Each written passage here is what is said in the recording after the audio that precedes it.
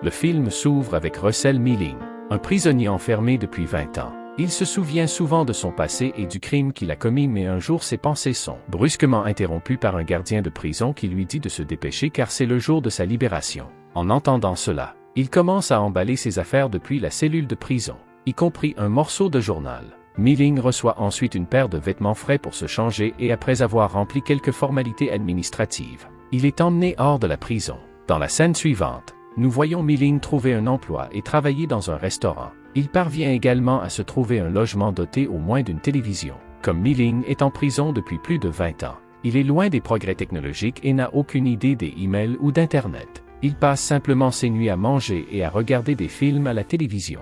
Le lendemain, Mealing rend visite à un agent qui lui explique que les rapports devraient désormais être envoyés par courrier électronique plutôt qu'en personne. Cela signifie qu'il ne sera plus surveillé de près et qu'il pourra vivre une vie libre. L'agent mentionne également qu'après un mois de surveillance, sa demande de libération conditionnelle sera acceptée et il sera livré à lui-même. Suite à cela, Mealing se rend dans un cybercafé où les gens le trouvent intéressant car il n'a jamais utilisé Internet auparavant. Un enfant serviable l'aide à trouver un article sur la mort de son père suite à une crise cardiaque en mars 2001. Cependant, alors qu'il est au café, Mealing oublie son travail et se fait réprimander par un superviseur pour son retard. Après le travail, Mealing se rend dans un parc d'attractions pour se sentir à nouveau jeune et joue à différents jeux. Malheureusement, il se rappelle de ses responsabilités lorsque son travail le rappelle le lendemain. Plus tard, Mealing retourne au café où l'enfant s'était déjà moqué de lui parce qu'il n'avait ni téléphone ni adresse email.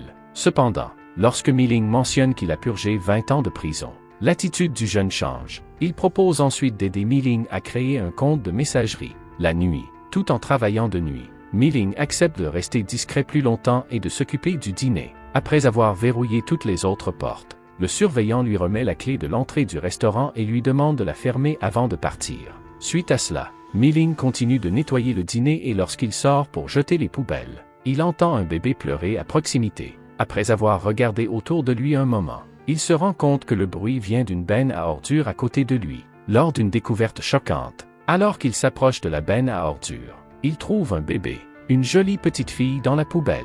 Sans y réfléchir à deux fois, Mealing sort le bébé de la benne et se rend au restaurant. Une note lui est attachée qui révèle que son nom est Ella. Mealing essaie d'appeler un numéro d'urgence mais se rend compte que le comptoir du restaurant est déjà fermé.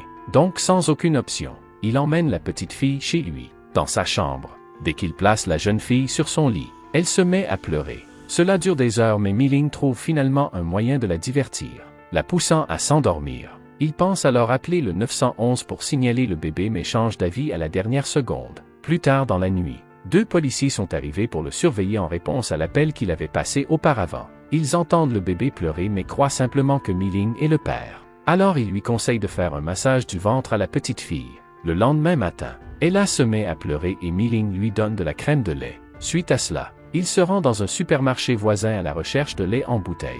Il a du mal à le trouver alors un employé l'emmène au rayon où se trouve le lait pour nourrissons. La femme demande à Mealing si sa femme allaite le bébé. En réponse, il dit simplement non et s'en va. Mealing se précipite alors chez lui pour voir Ella mais laisse accidentellement tomber toutes les courses sur le sol. À sa grande surprise, à son retour, il trouve Ella endormie tranquillement sans pleurer. Curieux de connaître la légalité de la garde d'un bébé trouvé, Mealing se rend au cybercafé et fait des recherches à ce sujet. Au cours de celle-ci, il découvre qu'il faut informer les autorités du bébé dès qu'elles en trouvent un. Sinon il sera associé à un enlèvement. Bien qu'il connaisse les conséquences, Mealing décide de n'en parler à personne et garde Ella pour lui. Il planifie alors des vacances en famille avec elle et l'emmène à la plage. Les deux passent toute leur journée à la plage à admirer les magnifiques paysages et à marcher sur le sable mouillé. Cependant, de retour chez elle, Ella tombe du lit et se blesse légèrement. Cela perturbe grandement Russell et il la serre fort dans ses bras. Le lendemain matin, Mealing emmène Ella chez un médecin. Lorsqu'un employé de l'hôpital s'approche de Mealing et s'enquiert de la situation, il révèle honnêtement qu'il a trouvé Ella dans une benne à ordures. Malheureusement, l'employé signale la situation à la police ainsi qu'à la protection de l'enfance. Dans la scène suivante, les autorités arrivent sur les lieux et commencent à interroger Mealing. Le bébé est également emmené, éventuellement dans une famille d'accueil. À ce moment-là, nous apprenons que Mealing s'est en fait attaché au bébé. Il partage honnêtement tout ce qu'il sait, comme où il a trouvé le bébé et dans quelle situation. En écoutant ses explications, l'un des agents lui tend sa carte et lui demande de l'appeler s'il obtient plus d'informations. Le lendemain, Mi-Ling se met au travail comme si de rien n'était. Cependant, alors qu'il est absorbé par ses tâches, quelques enquêteurs et son patron l'approchent. Ils lui demandent de montrer la benne à ordures où il a trouvé le bébé. Se sentant coupable, Mi-Ling raconte toute la situation mais ment sur le moment où il a trouvé le bébé. Les agents qui avaient déjà interrogé le gérant du restaurant savent qu'il s'est absenté du travail depuis quelques jours et l'ont interrogé sur sa véracité. Il parle également de sa demande de libération conditionnelle en cours et le soupçonne d'avoir kidnappé la jeune fille. Après le départ des agents, le patron de Mi-Ling demande les clés du restaurant, ce qui le met dans l'embarras. Mi-Ling n'en peut plus. Alors il quitte son emploi. Il fait ensuite ses valises au motel et décide de retourner dans sa ville natale de Casper, Wyoming. En chemin, Mi-Ling se souvient d'Ella et regarde une carte qu'elle avait mordue.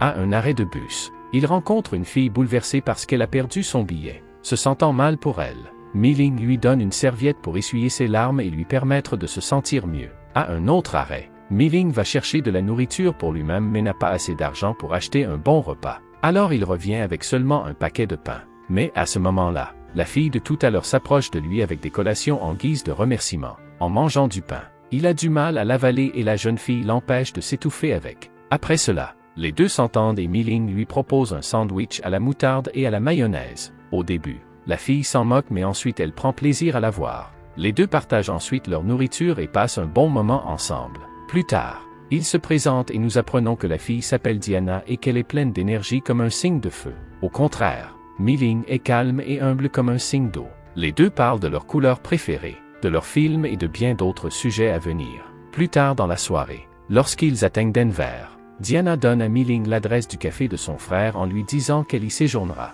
Ils se serrent ensuite la main avant de partir et Mi-Ling continue son voyage seul après cela. Quelques heures plus tard, il arrive à Casper et passe la nuit près de la porte du cimetière. Le lendemain matin, Mi-Ling se rend au cimetière de ses parents et leur exprime sa gratitude. Admettant à quel point il lui manque, il nettoie les lieux, s'excuse auprès de son père, promettant d'apporter des changements positifs dans sa vie. Il les remercie également d'avoir bien pris soin de lui durant son enfance. Ensuite, Mi-Ling se repose près de leur tombe, se remémorant les heureux souvenirs qu'ils ont partagés. Suite à cela, il passe sa main le long de son cou et s'aperçoit qu'une clé y est accrochée depuis longtemps. Se souvenant de la clé que son père lui avait donnée ainsi que des informations sur un coffre-fort, Mi-Ling ne perd pas de temps et se dirige directement vers la banque. Il explique la situation à la réceptionniste en mentionnant son père et le carton laissé pour lui. Dans un premier temps, les employés doutent de lui mais après avoir minutieusement vérifié son identité, il confirme sa relation et lui accorde l'autorisation d'ouvrir la boîte. Il révèle également que son père était pour eux un excellent client.